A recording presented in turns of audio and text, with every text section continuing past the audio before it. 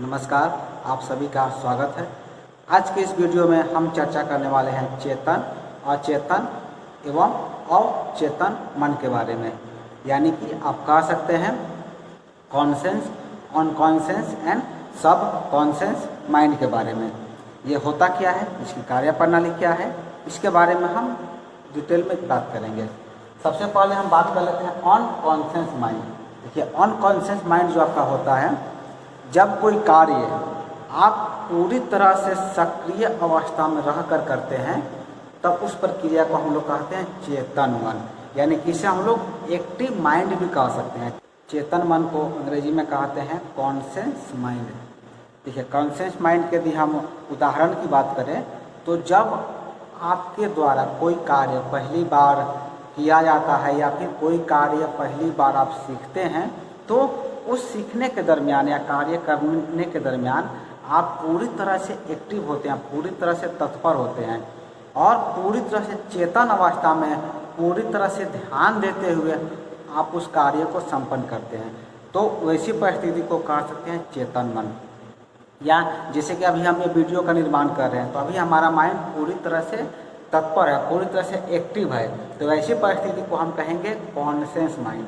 ठीक उसी प्रकार से आप ये वीडियो देख रहे हैं तो आप भी पूरे ध्यान लगा करके इसे देख रहे हैं, इसे समझ रहे हैं, इस प्रक्रिया को अंडरस्टैंड कर रहे हैं। तो इस समय आपका माइंड क्या है, पूरी तरह से कॉन्शियस है, पूरी तरह से चेतन है।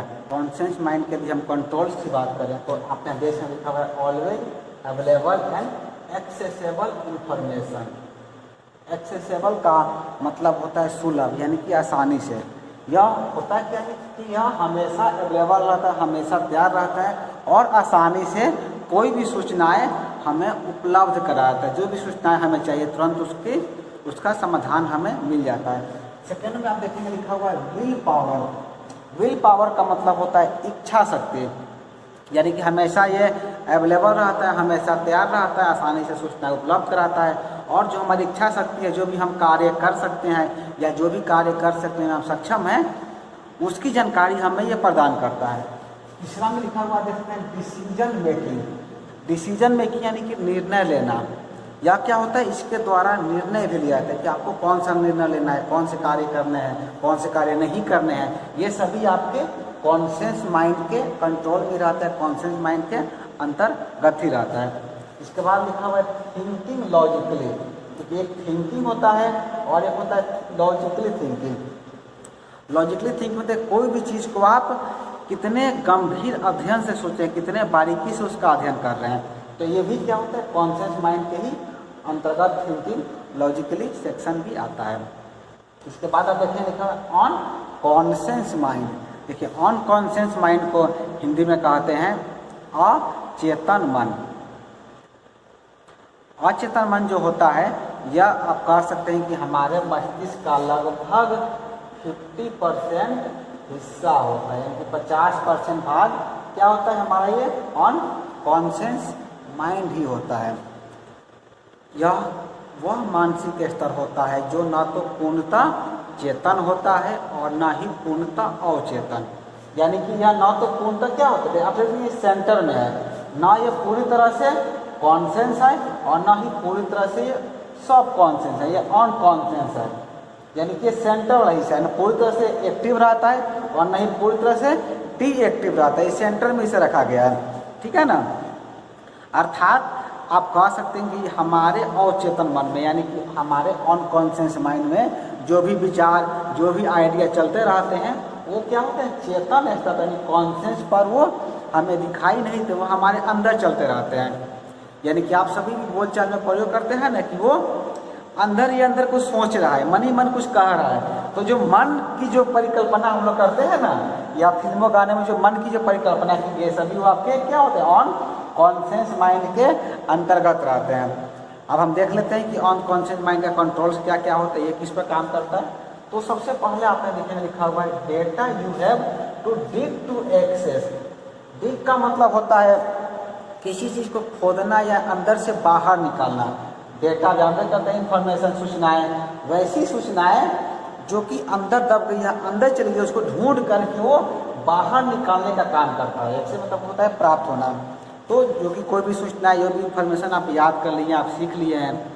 जैसे कि मान लीजिए कि आपको हम एग्जाम्पल की बात करें तो आप नीचे की कक्षाओं में हिंदी की कोई कविता पढ़े होंगे या कोई कहानी सुने होंगे जो आज भी आपको याद रहता है, लेकिन आपको हमेशा वो क्या होता है, आपके कॉन्शियस माइंड में नहीं रहता, वो आपके अनकॉन्शियस माइंड या सब कॉन्शियस माइंड में स्टोर रहता है।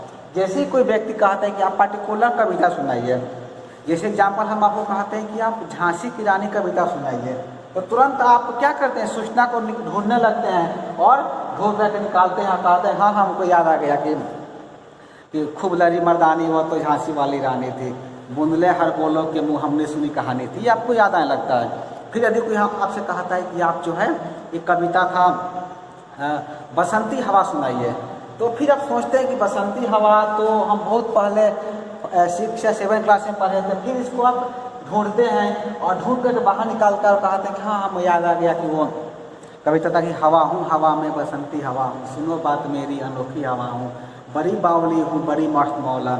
तो ये चीज़ें क्या होती है, हमें याद आने लगती है। तो ये सभी चीज़ें हमारे अनकॉन्शियस माइंड में स्टोर रहते हैं, अनकॉन्शियस माइंड में जमा रहते हैं, ठीक है ना। चलिए नेक्स्ट आया हम लिखा हुआ रिकॉर्डिंग थॉट्स, यानी कि इसका मतलब है विचारों को फिर से समझना। विचारों को फिर से समझने का अर्थ ये हुआ कि मान लीजिए कि हमने आपको कुछ कहा कि आप ये कार्य कीजिए, तो वो कार्य कितना सही है कितना गलत है, क्योंकि यहाँ तो आप देख होंगे कॉन्शियस माइंड में ये भी डिसीजन लेता है, डिसीजन मेकिंग यहाँ भी होता है, लेकिन ये त्वरित हो जाता है, तुरंत होता है डिसीजन। जैसे कि डिसीजन कैसे त्वरित होगा, आप मान लीजिए रास्ते पर जा रहे हैं, कोई व्यक्ति आपको गाली दे दिया या कोई व्यक्ति आपको थप्पड़ मार दिया, कोई व्यक्ति आपको कंकर फेंक दिया, तो आप क्या करते हैं, तुरंत वहाँ पर एक्शन लेते हैं, आप तुरंत उसकी प्रतिक्रिया उसको देते हैं, या तो उसको समझाएंगे या उसको आप भी पीटने लगते हैं या भी उसकी तरह आप व्यवहार करते हैं। तो ये सभी क्या होता है, एक डिसीजन मेकिंग तुरंत होता है वो। और यहाँ पर कह रहा है कि चीज़ों को फिर से सोचना। अब फिर से सोचना का मतलब यानी कि आप मार्केट गए और कोई आपसे कह दिया कि आप अमुक कार्य कीजिए, अब वो कार्य आप तो तुरंत ही ना करेंगे ना कि वो कार्य मेरे लायक है या नहीं है। जैसे कि हम एग्जाम्पल की बात करें तो मान लीजिए कि आप +2 या ग्रेजुएशन पूरा कर लिए हैं, कोई आपसे मिला और कहा कि अभी जो है ना बीएड का बहुत डिमांड है, डीएलएड का बहुत डिमांड है, उसमें अच्छा स्कोप, आप उसको पूरा कर लीजिए, उसको कर लीजिए। आपने मन बना लिया हाँ ठीक है कर लेंगे, लेकिन फिर कोई तीसरा पर्सन मिला, बोला कि नहीं नहीं उसमें नहीं है, उसमें बहुत झमेला होता है, सीटेट पास कीजिए, स्टेट पास कीजिए, आप एक काम कीजिए आप ना बीसीए कर लीजिए, बीसीए में बहुत डिमांड है, प्रोग्रामिंग का आजकल काम चल रहा है। तो आपको लगता है हाँ ये ज़्यादा अच्छा है। फिर तीसरा कोई पर्सन आता है कहता है कि नहीं नहीं ये सब बेकार है, इसमें तो ओल्ड फैशन हो गया, आजकल जो है अफिलिएटेड मार्केट का ज़माना है, आप अफिलिएटेड मार्केट में काम कीजिए, शेयर मार्केट में जाइए, उसमें उसका डिमांड ज़्यादा है, वो ज़्यादा बेहतर है।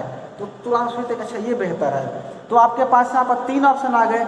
एक आदमी ने आपने कहा कि आप प्रशिक्षण संस्थान में जाइए, एक ने कहा कि आप बीसीए कर लीजिए, एक ने कहा कि आप मार्केटिंग में जाइए, एफिलिएटेड मार्केटिंग को ज्वाइन कीजिए।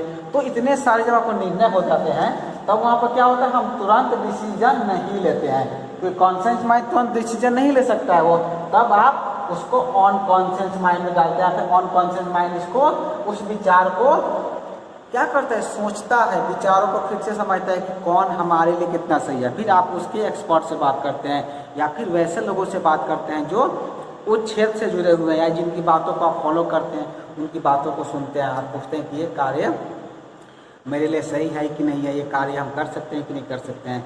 तो ये चीज़ें क्या होते हैं, विचारों को फिर से समझना, ये आपका होता है अनकॉन्शियस माइंड के अंतर्गत। ठीक है, नेक्स्ट आपका क्या दिया हुआ है, यहाँ पर देख सकते हैं कि behaviours, habit and feeling. Behaviour यानी कि आपका व्यवहार कैसा है, किस तरह के व्यक्ति हैं, आपका हैबिट क्या क्या है और आपका फीलिंग क्या है, आप किस तरह के चीज़ों को अनुभव करते हैं, कैसा आपका फीलिंग है। तो ये सभी भी आपके अनकॉन्शियस माइंड में ही स्टोर होता है। और अंतिम इसका है रिसेंट मेमोरी। रिसेंट मेमोरी का मतलब है कि हाल फिलहाल में आपके साथ जो भी घटनाएं घटी है या जो चीज़ें आपने झेला है, जो चीज़ें अनुभव किया है, वो सभी यादें जो हैं आपके अनकॉन्शियस माइंड में स्टोर रहते हैं। एक चीज़ यहाँ पर ध्यान देंगे, यहाँ पर लिखा हुआ है रिसेंट मेमोरी, यानी कि तुरंत घटनाएं यहाँ पर आती है, लेकिन वही मेमोरी बहुत ज़्यादा होता है तब आप हम जानेंगे यहाँ पर सब कॉन्शियस माइंड में जो यहाँ पर चला जाता है सबसे नीचे। यानी कि ये कब तक याद रहेगा, जैसे अभी आज ये वीडियो देख रहे हैं तो आज से ठीक आपके 1 महीना 2 महीना लगभग साल भर पहले जो घटना है आपके साथ घटित हुई है, जो चीज़ आपने अनुभव किया है, वो आपके रहेगा अनकॉन्शियस माइंड के अंतर्गत। लेकिन कोई आपसे कहे कि बचपन की कोई बात आपसे कहे, जैसे मैंने आपको कविता के लिए कहा था, तो वो सभी आपके रहता है सब कॉन्शियस माइंड में, ठीक है ना। चलिए ये तो आप ऐसा समझ गए होंगे। अब हम तीसरा जान लेते हैं, तीसरा और अंतिम आज के वीडियो का, जिसको कहते हैं सब कॉन्शियस माइंड। हिंदी इसका होता है अवचेतन मन। देखिए अवचेतन मन जो होता है कि इसके कार्य के बारे में व्यक्ति को जानकारी नहीं रहती है। देखिए ये बहुत महत्वपूर्ण चीज़ है, सब कॉन्शियस माइंड जो होता है, और अधिकतर व्यक्ति जो है इसका प्रयोग करते ही नहीं है, क्योंकि इसकी जानकारी उन्हें रहती ही नहीं है। यह जो है मन की स्वास्थ्य अस्वस्थ क्रियाओं पर प्रभाव डालता है। इसका बोझ जो है व्यक्ति के आने वाले सपनों, व्यक्ति के आने वाले ड्रीम्स से हो सकता है, आने वाले सपनों से हो सकता है। यानी कि इसके अंतर्गत क्या होता है, वे सभी क्रियाएं आती है जो कि वे सभी कार्य भी आते हैं जो कि आपको लगता है कि हम नहीं कर सकते हैं। चीज़ें होता है ना कि बहुत ऐसे व्यक्ति होते हैं जिनके बारे में कहा जाता है कि अमुक व्यक्ति ये कार्य कर ही नहीं सकता, लेकिन वही व्यक्ति जो है आप देखे होंगे बहुत अच्छे कार्य करते हैं, यानी कि उनके सब कॉन्शियस माइंड में सब चीज़ स्टोर रहता है, लेकिन वो किसी को दिखाई नहीं देता है। देखिए आपको एक से बता देते हैं कि ये दोनों चीज़ जो है ना, आपका ये अनकॉन्शियस माइंड और सब कॉन्शियस माइंड, ये थर्ड पर्सन को नहीं दिखता, बस आप अनुभव कर सकते हैं। ये जो आपका कॉन्शियस माइंड जो है यही हमेशा एक्टिव रहता है। इसी पर हम किसी व्यक्ति की तुलना करते हैं, किसी व्यक्ति का जज करते हैं कि वो व्यक्ति कैसा है कैसा नहीं है, उसका व्यवहार कैसा है, ये सभी आपके कॉन्शियस माइंड के अंतर्गत ही होता है। ये सब चीज़ तो हाइड रहती है, हिडन रहती है, ये बस हम स्वयं जान सकते हैं, हम खुद से जान सकते हैं, ठीक है ना। अब हम ये जान लेते हैं कि इसके अंदर वो कौन कौन से कंट्रोल है जो आते हैं। पहला देश में लिखा है memory, believe and habits from age 0 to 7। ये चीज़ आपको देखिए ध्यान रखना है।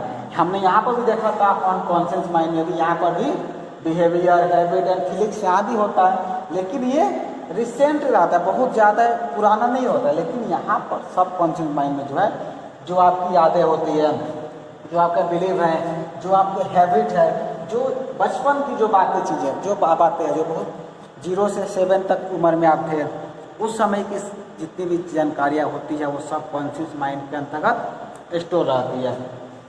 इसके बाद नेक्स्ट यदि हम बात करें तो फोबिया एंड एडिक्शन। देखिए फोबिया मतलब होता है, या आप इसे कह सकते हैं कि किसी चीज़ से डर होना है। एक फियर मतलब डर होता है, फियर मतलब नॉर्मल क्या, हम किससे डरते हैं, हमें डर लगता है तो फियर शब्द का प्रयोग करते हैं। लेकिन फोबिया शब्द जो है वैसे लोगों के लिए प्रयोग किया जाता है जो पार्टिकुलर चीज़ से उन्हें डर लगता है। जैसे एग्जाम्पल की हम बात करें तो बहुत ऐसे व्यक्ति होंगे जिन्हें अंधेरे से डर लगता है, वो रात की जैसे बिजली कटती है, अंधेरा होता है तो लगता है कि हम डर लगने लगता है। या फिर बहुत ऐसे व्यक्ति हैं जिन्हें पानी से डर लगता है, पानी में जाने से डर लगता है, या फिर बहुत को जो है ऊंचाई से डर लगता है। तो जो पार्टिकुलर ऐसे होते हैं, बहुत को जो है खून ब्लड से भी डर लगता है, खून को देख नहीं सकते हैं, तो जिसे हम लोग ब्लड फोबिया भी कहते हैं। तो इस तरह के डर जो होते हैं, वैसे जो पार्टिकुलर किसी चीज़ से डर लगना, वैसे भी हम लोग फोबिया शब्द का प्रयोग करते हैं। और एडिक्शन तो आप जानते ही हैं, किसी चीज़ का हमें लत लग जाना या आदत लग जाना, एडिक्शन उसे कहा जाता है। तो ये सभी चीज़ें होता है ना कि आप सभी सुने होंगे, लोग कहते हैं कि हमें इसका आदत लग गया, हम इसे छोड़ नहीं पा रहे हैं, या हमारा हैबिट में शामिल हो गया है। तो ये जो एडिक्शन जो हमारा हो जाता है, जो हैबिट हो जाता है, इसको हम लोग जल्दी छोड़ क्यों नहीं सकते हैं, क्योंकि ये सब कॉन्शियस माइंड के अंदर स्टोर हो जाता है। जैसे कि मान लीजिए कोई व्यक्ति जो है कोई भी नशा का सेवन कर रहा है, तो उसे कहेंगे छोड़ने के लिए, तो उसके लिए छोड़ना क्या होगा, मुश्किल ज़्यादा होगा, क्योंकि उसको वो हैबिट हो गया है। जब तक वो कार्य नहीं करेगा उससे संतुष्टि नहीं मिलेगी, उसको लगेगा कुछ मेरा खोया होगा, उसको बार बार उसी की तरफ ध्यान जाएगा, तो वो एडिक्शन के अंतर्गत आ जाता है। इसके बाद नेक्स्ट आप देखेंगे information that kept hidden, locked and resist change. यानी इसका मतलब ये होगा कि जो भी सूचनाएं, जो भी जानकारियाँ जो है हम छिपा कर रखे हैं, या उसके हम कोई भी उसमें परिवर्तन नहीं करना चाहते हैं, वो सभी आपके सबकॉन्शियस माइंड के अंतर्गत ही रहता है। जैसे कि आपके मान लें कि मोबाइल का पासवर्ड हो गया, जीमेल का पासवर्ड है, आपका एटीएम पिन है, या घर का आपका एड्रेस है, या फिर पर्सनल कॉन्टैक्ट नंबर है, ऐसे भी क्या होते हैं हम इसको हिडन रखते हैं, छिपा कर रखते हैं। लेकिन ये हमें सब इतनी बार इसको हम रिपीट करते हैं कि हमारे सबकॉन्शियस माइंड के अंदर स्टोर हो जाता है। कोई आपसे कहेगा कि आप अपना मोबाइल नंबर बोलिएगा, तुरंत आप बता देंगे, क्योंकि आप उससे हमेशा याद रखें, या वो क्या है, वो हिडन है और वो स्टोर है यहाँ पर।